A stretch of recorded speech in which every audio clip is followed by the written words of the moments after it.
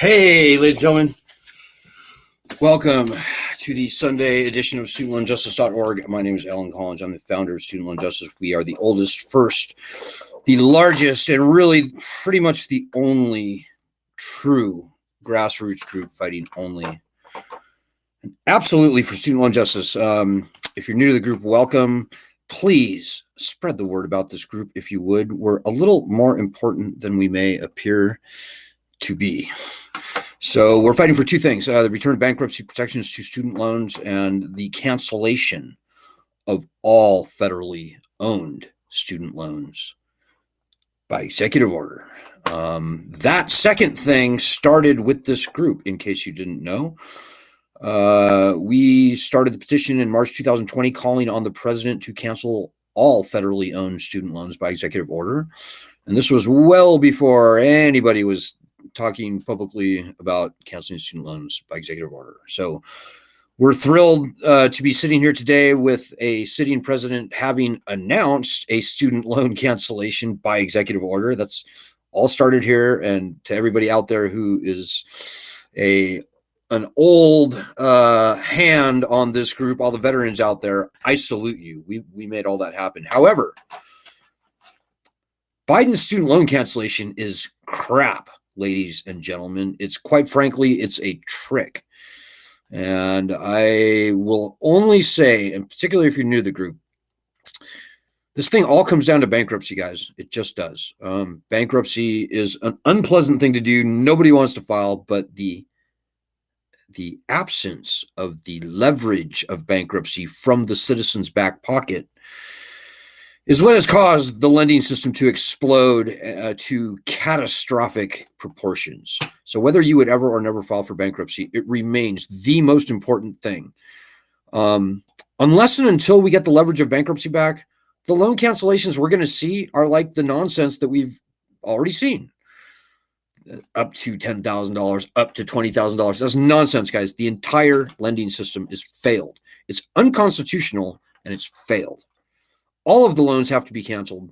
The lending system has to be suspended, i.e. ended, and it's got to be replaced with something that works. Student loans were a bad idea. Removing standard, fundamental, constitutional consumer protections from student loans was a horrible idea. So anyways, it's Sunday, guys. I know a lot of people are probably going to be watching the Super Bowl later, so I thought I'd do an early live stream tonight. Two quick announcements. We're going to be in Los Angeles on March 1st giving a talk at, I can't remember the name of the building. It's in Bel Air, Beverly Hills, pretty hoity-toity area of town there. But if you happen to be in Southern California and you're around at 7 p.m. on March 1st and you want to come by North Sepulveda Boulevard, it's something put on by the Jewish Free Loan Association. So apparently the Jewish Federation does free, i.e. interest-free loans, and they're very interested in what we're doing. They're very interested in the film that we're featured on Peacock that you can see scrolling down below there, Lone Wolves. So we're going to be screening that film. And so, yeah, if you're in Los Angeles and you want to come by, talk to Lisa Ansell, Ansell, on our Facebook group if you can find her. She can get you free admission. It's normally like $35, so it's kind of a good deal. Second announcement, please donate, ladies and gentlemen. It's very important at this time. We are a true grassroots group. We survive only on normal, typically pretty small donations, like $20 or $30. from normal people. We don't require much at all to survive and fight and win this battle. But folks, we can't do it on nothing. And, it's a very difficult time for us. The beginning of the year tends to be quite difficult for us. But this year it is particularly difficult. So if you appreciate all that we're doing, all that we're poised to get done, just please help and donate if you would, so I can shut up about it. So tonight, guys, if you have any questions or comments, I can see them on Facebook or Twitter. I'm very happy and eager to share them with the rest of our viewers. Hey, maybe one other thing, if I could just throw this in. We need to get 1,000 subscribers on our YouTube channel. So if you go to studentloanjustice.org, I think you can pretty easily see our YouTube channel. And I'll post a link to it below if you're watching us on Twitter or Facebook in a minute. If we can get 1,000 subscribers, then it apparently opens up all sorts of new avenues for a broader audience and stuff. And frankly, we've been really lagging on doing anything with our YouTube channel ever since we've had it. Just I've never really paid much attention to it, but please do that. We went from like 500 subscribers to 900 subscribers just over the past like 24, 36 hours. And so we only need 100 more subscribers to break this 1,000 subscriber tier and all that brings. So tonight, guys, I just want to kind of do just a free form type of thing, like open forum type of deal. And so if you have any questions or comments, throw them out, and I'm very happy to read them on air if I can see them, which is not always a guarantee. So if you have any, there they are right there. We have a couple of comments here. Hey, speaking of Lisa Ansell, how's it going, Lisa? Lisa is now here on the Facebook group. You can see her comments. And if you're in not Washington, if you're in Los Angeles on March 1st, you want to come see us for free. Get with Lisa. Hey, Jonathan Kearns is with us tonight from Florida. How are you doing, Joanna? Jackie Abram is with us from Texas. Hey, Jackie. So here's, I guess, maybe the current state of things. We were unable to get Congress to pass a meaningful bankruptcy law last session. We had great legislation, and you can see more about that on that Peacock thing, the Lone Wolves documentary. You can get the backstory on that. But the up and the down of it is that the Democrats betrayed us. Now, we are a fiercely nonpartisan group. Whatever your political leanings may be, left, right, center, or otherwise, you're very welcome here. We kind of hate both political parties for different reasons. It's sort of a good cop, bad cop thing. But I have to say, the Democrats had everything they needed to pass our bills last session, and they chose not to. They had all the votes they needed. They had Republican senators signed on to it. There was Republican members of the House who were willing to vote for it. They had everything they needed to make it pass in a bipartisan way, and they betrayed us. So our worst nightmare was that they would foist a gimmicky fake loan cancellation on us as a cheap substitute for the return of the bankruptcy rights that should have never been taken away.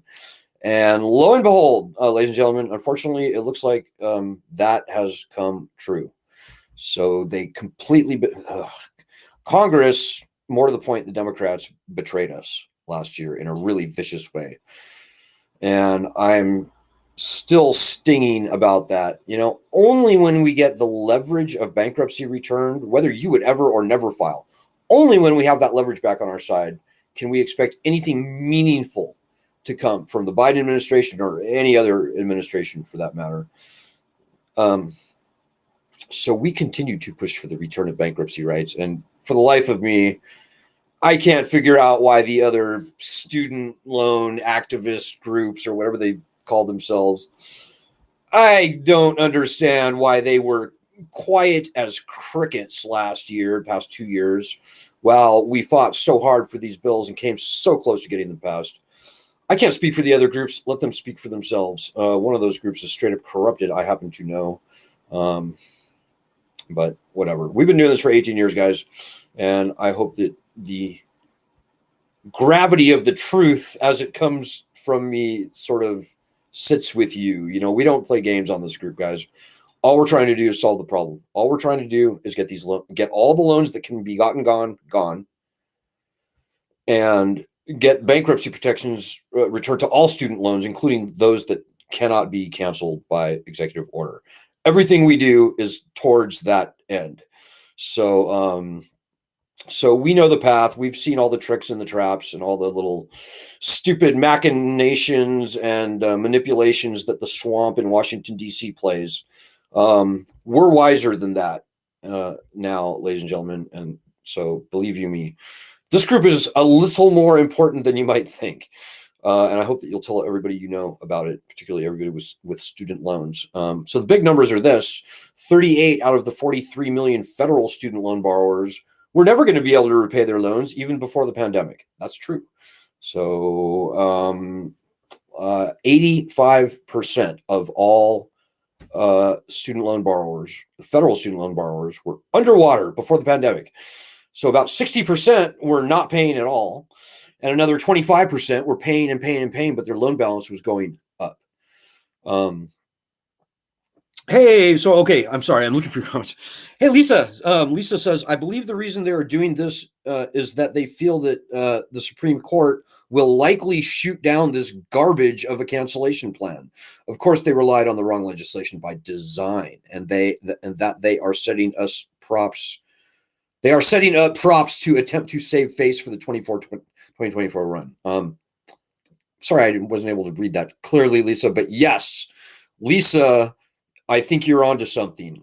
Joe Biden never wanted to cancel loans. He promised to cancel loans before he won that first election, or his election 2020. But soon as he won, like, one of the first things he did was, no. I'm not canceling loans by executive order. No.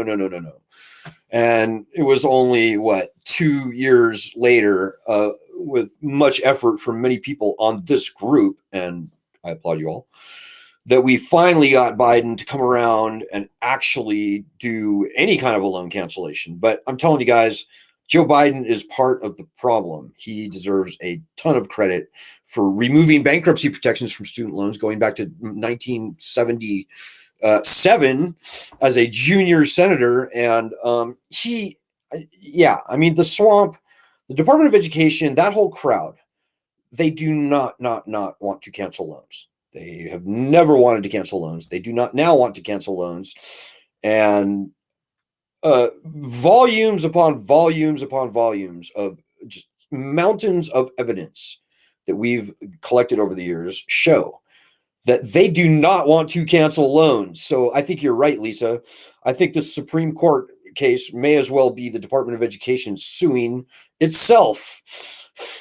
All those people run around in the same circles together. They all, there's a revolving door between the student loan industry and the management of the Department of Education and the lawyers and etc. So I think you're right, Lisa.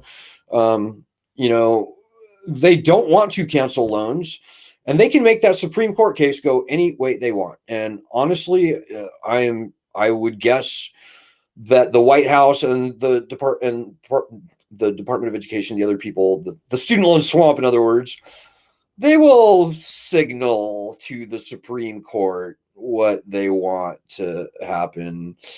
And so if I had to guess, and you're right again, Lisa, it's the HEROES Act is very ill-fitting law to base the student loan cancellation on. I think they did that on purpose because they knew it was they knew it was vulnerable to legal challenge.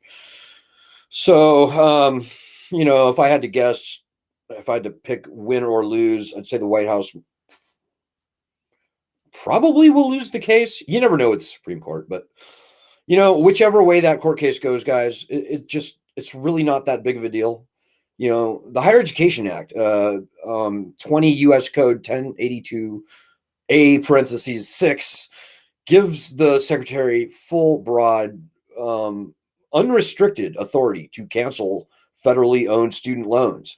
And Biden didn't even use that law. And so it's kind of like, no matter which way this court case goes, the president still has the power to cancel student loans. So, but I think you're right also, Lisa. If those lawsuits succeed and we don't get the loan cancellation, which is not impressive in the first place, guys, $10,000, even $20,000 is not much at all for the worst hurt borrowers. And 80% of the people on our group were extremely unimpressed with that loan cancellation, even assuming that it was going to happen. Many people on our group are like, you just add 10,000 onto my balance. It's all just nonsense at this point.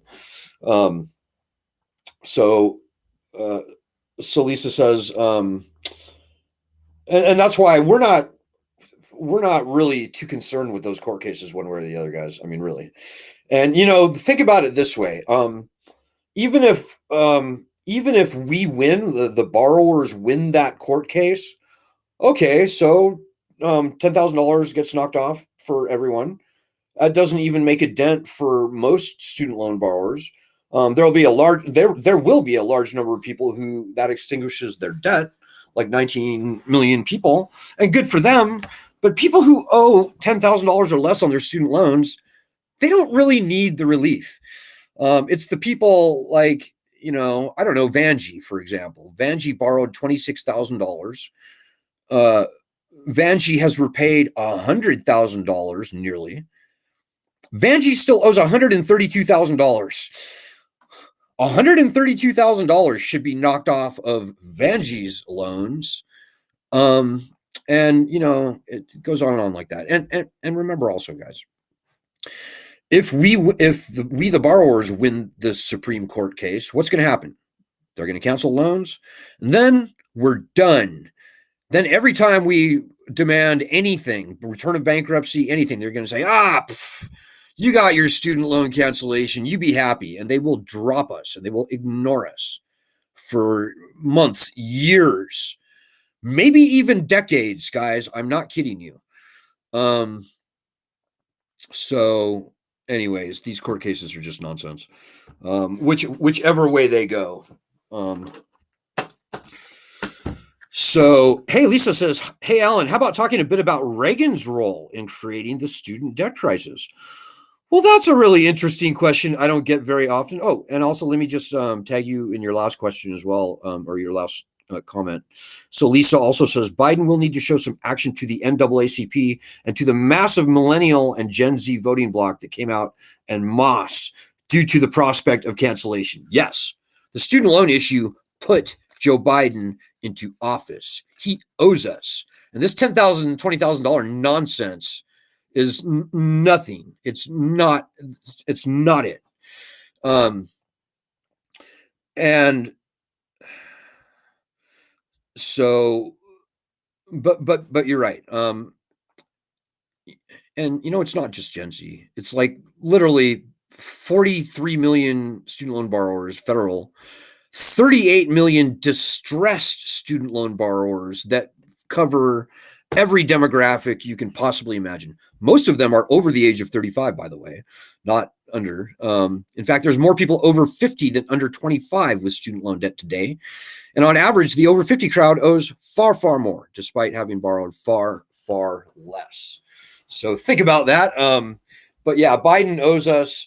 But if he loses this court case, that gives him the political, at least, ability to say, well, guys, I tried. And,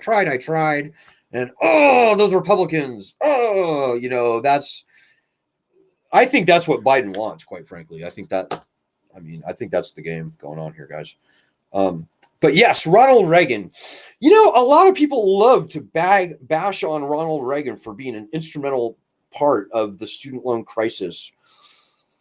I don't know exactly why that is, quite frankly. It's kind of interesting to me because, I just don't see that. I can't point to any real legislation. I can't point to really much at all that Reagan did one way or the other on student loans. I know that he did some terrible things with the university system in California while he was a governor back in the, I think, 70s or 60s. But that's just kind of weird. I'm kind of drawing blanks with Reagan. So now one thing I will say, and again, we're firstly nonpartisan group, guys, but the Republicans in Congress, they deserve the lion's share of the blame for getting bankruptcy gone from the loans, getting statutes of limitations removed, truth in lending, fair debt collection practices, you name it. The Republicans are really, it's kind of a good cop, bad cop thing. So we hate both parties. I hate the Democrats for betraying us last year. It's kind of like a good cop, bad cop thing where, the Republicans are just evil and they hate us and they're not ashamed to say so. The Democrats say they're on our side, but when push comes to shove and it's time to get down to brass tacks, the Democrats disappear on us. So which is worse? I don't know. But whatever your political stripes are, you're very welcome here on this group. So I know that really doesn't answer your question, Lisa. If you go digging around and you find anything in particular that Ronald Reagan individually did, or even that happened under his administration, I'd be interested in hearing about it. I mean, 1980 to 88, student loans compared to today, they barely existed. It was probably less than $50 billion nationally in student loan debt. And yeah, they did do a little bit of mucking around with the bankruptcy laws, but quite frankly, I don't think Ronald Reagan even had a clue about that at the time. It was a very small problem then. 50 billion compared to 1.67892 trillion dollars. So you get my point there. But both sides of Congress and all of the presidents have betrayed us. If you really think about it, this happened on all their collective watches. I would say the presidents since around 1997 and after, they are the most culpable. So we're talking Bill Clinton, George Bush Jr., arguably maybe George Bush Sr. was right on the kind of the bubble there, but when these loans really got weaponized was around, say, 1992, arguably, maybe. So maybe the older Bush a little bit, because statutes of limitations were removed in 1992, 2, somewhere in there. But yeah, President Obama and Joe Biden, during 8 years on their watch, nearly $1 trillion was added onto our backs of this non-dischargeable predatory debt. So there's that. I'm seeing a Salon article from Lisa talking about how Ronald Reagan stuck it to the millennials. The Department of Education was formed in the 70s, so that was before Reagan's time. The Department of Education was actually started, I believe, under Carter, believe it or not. But let's just see. I'm just going to scan this article at like 1,000,000 miles per hour and see if I can see any smoking guns with Ronald Reagan. I know that in general, Ronald Reagan worked to slash many social programs. So yeah, maybe the Pell Grant may have been reduced under Reagan. But in terms of weaponizing these loans, that cake really didn't start getting baked until like about 1991 or so. So Reagan was a good 2-3 years out of office when it really started taking off. So Reagan was no hero on the student loan issue either. So I just don't have much to add about Ronald Reagan. I don't know why that is. So I think anyways, I'm not going to repeat myself. But I didn't see anything in that article that really stuck out. And, I would think that I would know by now if Ronald Reagan really bore any true personal or otherwise responsibility. So Lisa says, Buck McKeon was one of the signatories to the amicus briefs against Biden's cancellation plan. Yeah, two old dinosaurs, Buck McKeon and John Boehner.